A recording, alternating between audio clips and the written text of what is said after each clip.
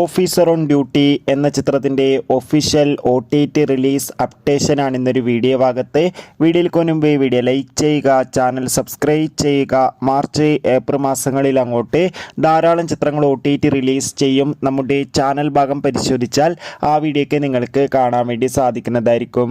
ചാക്കോച്ചൻ, ജഗദീഷ്, പ്രിയാമണി, വിശാഖ് നായർ എന്നൊക്കെ പ്രധാന കഥാപാത്രങ്ങളായ ചിത്രമായിരുന്നു ഓഫീസർ ഓൺ ഡ്യൂട്ടി. ചിത്രത്തിന് മികച്ച വിജയം തന്നെ സ്വന്തമാക്കാൻ വേണ്ടി സാധിച്ചിട്ടുണ്ട്.